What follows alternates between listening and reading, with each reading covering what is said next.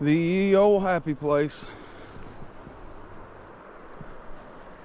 I'll tell you, if you squint hard enough, it kind of looks the same.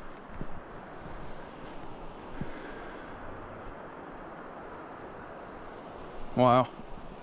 I've already been down here, but every time you come back down here and the river's gone down a little more and cleared up,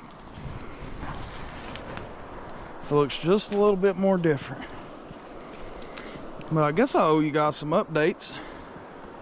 Been away for a while, I'll be honest with you. We've had internet for almost a full week now, and power and water and everything. I just haven't been around to uploading. Never kind of thought I would be a newsman, I guess, through all this. I've always just wanted to do this, you know, just fish. But I guess at the end of the day, we can do some kind of weird fishing commentary like this where I fish and give you guys updates. So for those of you who haven't heard, a couple of days ago, they did finish the main road in Little Germany. It's still a one lane road and nothing like they had before. And hopefully it's temporary, because the next time the river gets up, if it gets up 10 foot, it'll wash that road away, I would say. But let's see, Impact Plastics workers, I'm not 100% sure. I googled it yesterday and couldn't find anything about them finding them, so I think there's still one missing. My great aunt was told that, I guess by FEMA, that she would have a house. Little crankbait's kind of hard to throw on a bait caster. She was told she would have a house by Christmas, which would be awesome. And I'm assuming there's similar deadlines for the people who have lost their homes on that stretch of road and recently had them tore down.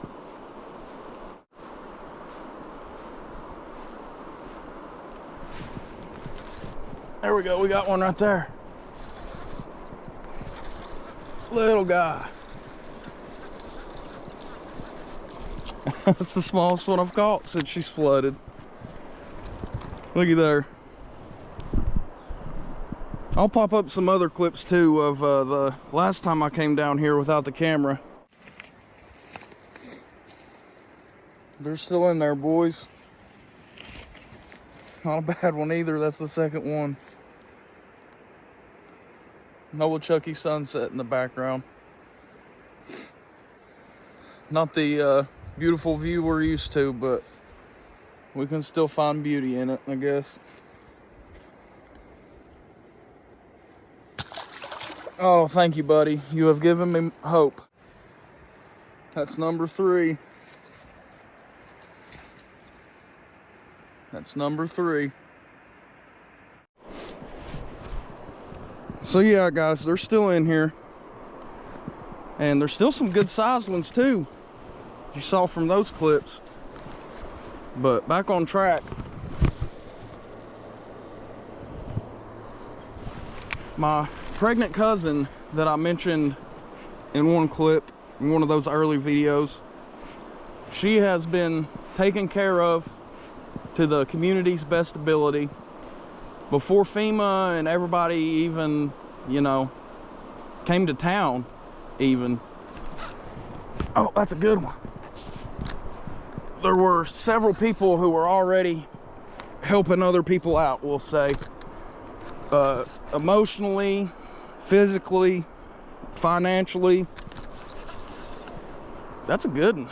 So I have no doubts that if FEMA or the government doesn't take care of these people, that the people will take care of the people. Let's see if we can get this old hoss in here. That's the biggest one I've caught since the flood. And I'm kind of afraid to flip him, but I think we got 12-pound line.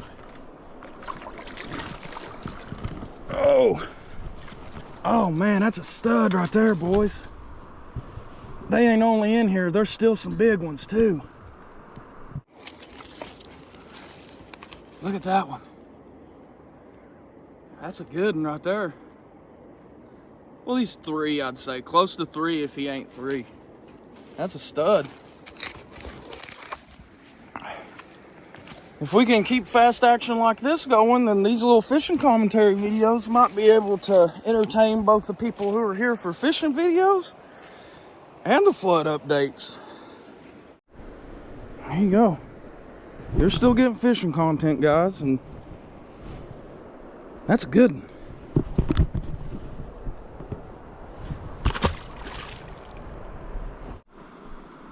There's the old beech tree. Let me come talk about this for a second. This is kind of personal, not really about the public or anything, but it used to stand maybe about where it fell. Hard to tell. Probably up there a little farther.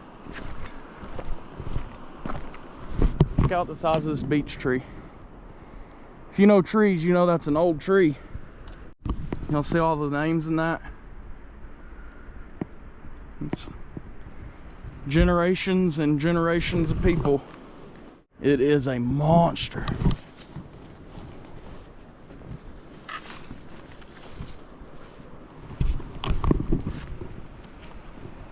And people would climb up in it, you know, because they wanted to be the highest name up. So there's names about as far as you could have climbed in this thing without climbing gear.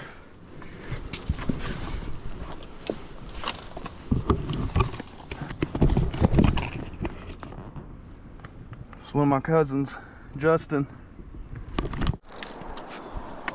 And I've had comments about how this is still here. This is where my uncle used to like to sit and fish, was right in front of this stump.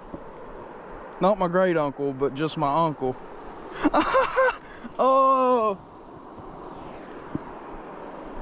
that's one of his weights he uses. Where I'm standing would have been 25, 30 feet underwater, and that weight stayed right there the whole time. That's awesome. I've had people tell me that the flood would make the river better, and I've never really fished the river much in October to be able to tell you if the fishing's better now than it was this time in October last year. But I will tell you, there's still what seems to be a very healthy population of smallmouth, at least through this stretch, and still ranging in sizes. Like I said, that first day I came down here, all I caught was good ones. These are the first smaller ones I've caught, but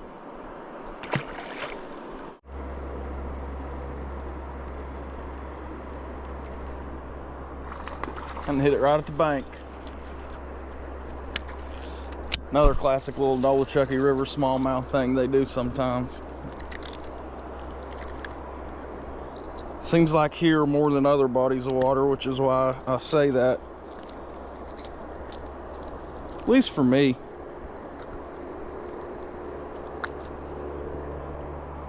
Good. Not a big one, but a good one. If I hook a good one, I'm gonna regret having to flip him up this tree, but a man can't throw that treetop. Man can't not throw that treetop, so I meant to say.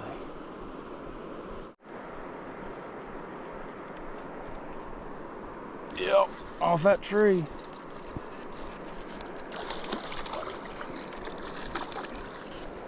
Now, a lot of people have asked me how they can help. I can't bring it upon myself to only post like one GoFundMe and tell you to go and help out that one person. The best way you can help, if you're not already volunteering, is to find a GoFundMe that speaks to you. There's plenty of them out there. I've had people ask to send them my Venmo to send me money. I don't need anything, boys. I'm taken care of. I still got my river smallmouth. I'm happy. Please find a GoFundMe or an organization that is out here helping people if you want to send money and help someone else. I don't need help, I promise, guys. I still got my job, still got my house, car. The only thing I might need help with is getting this square bill out of here, because these fish are eating it too good for me to break it off.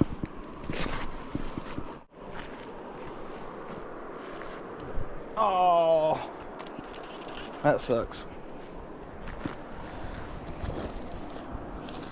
Well, I could have possibly been the first gooberhead to lose a lure in the Nolichucky River after the flood. It's certainly added more features for fish. This is never was a rock point, but it's a rock point now, and there's another one up there. I don't know if you'll be able to see it. This is just a little taste of it.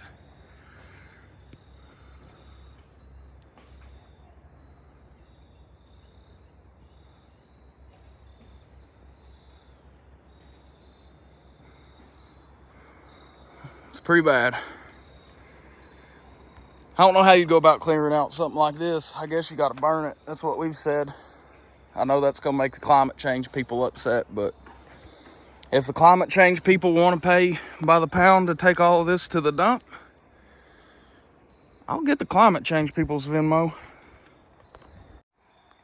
You run into this problem with burning it, though.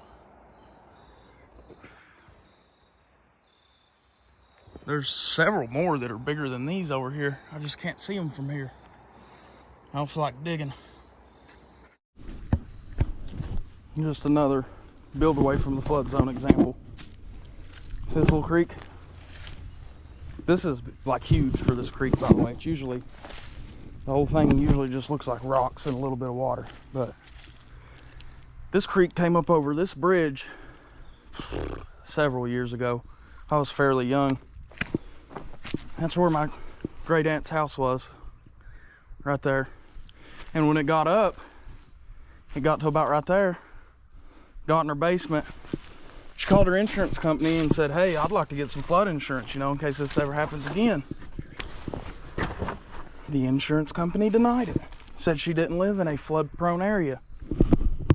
That close to a creek.